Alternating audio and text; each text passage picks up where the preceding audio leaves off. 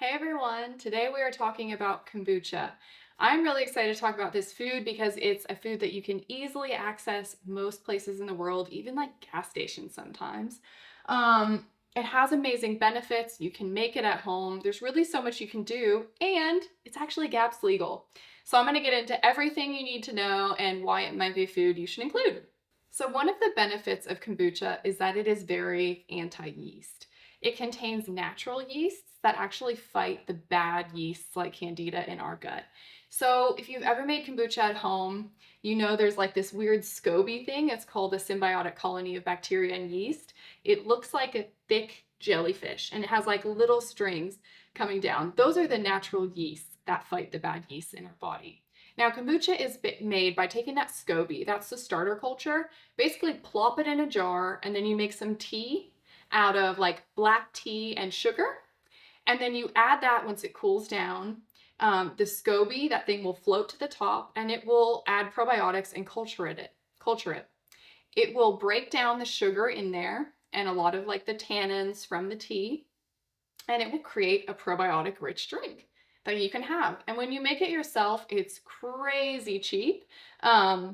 And the longer it ferments, it's usually about like a 2-week period that you ferment it for before moving it to the fridge. The longer it ferments, it eats up more and more of the sugar. So you can actually do it to the point where there's barely any sugar in it. It's gonna taste like vinegar, but if you're really sensitive to sugar, making it at home is a great way to go. And you can just take it more like a supplement, kind of like apple cider vinegar or something. So you're getting really good benefits. It's dirt cheap, easy to make, and it's anti-yeast. So how good is that? Now, what I will say about making it at home is I find it one of the probably most difficult ferments to get. It's not hard to make, but for me, I find it really hard to make it taste good. I kind of grew up on the California GT Synergy stuff. I used to love the like guava goddess. I think I drank that every day in college. It was so good. And so I love the really good tasting kombucha. And I'm sorry, GT's has just nailed it on how to do it. They have like a secret formula. I'm pretty sure they culture theirs with kiwi juice instead of sugar. It's incredible. And I've just been bummed because I've never been able to make mine taste like that. If you have and you can really do it, please let me know because I've tried so many things and I'm always kind of bummed how it turns out. Also, I'm kind of the person where I forget about something and then I go in there and I like open it and it's pretty much exploding because it's so much probiotic activity.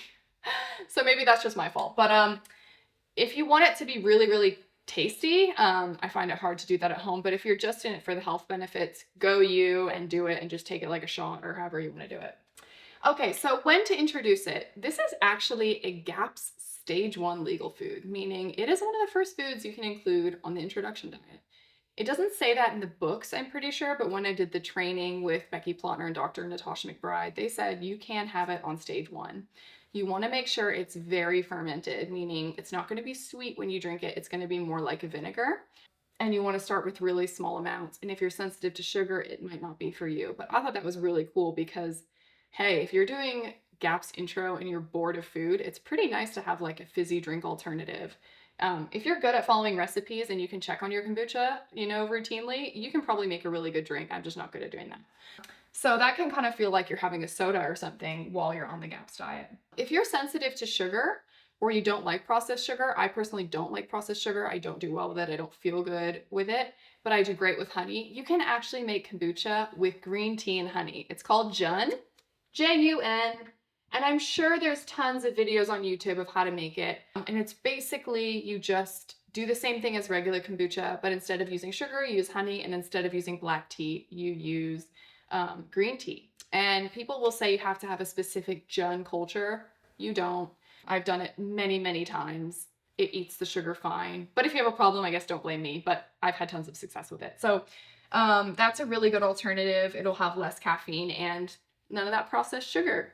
And also Dr. Natasha McBride, on one of her talks, she was saying that she makes her own kombucha. She actually, instead of using honey, she uses berries. So rather than sugar, she takes like all these berries from her farm, makes like a jam puree, and adds that to the tea. And then the scobies eat that. So that's another cool option. I don't have a recipe for that, but I love how versatile kombucha is. Okay, another really cool thing that I love about kombucha is you can actually get store-bought kombucha. If you're in America, the United States, which I no longer am, so sad, GT's kombucha is legal. It's GAPS legal. So the original flavor and the ginger flavor are the only two. The other fruity flavors are not. So like the Synergy blend types aren't. It's just the GT's original and the GT's ginger. But I think that is such an awesome option if you're traveling or something with GAPS and you can't have all your fermented foods.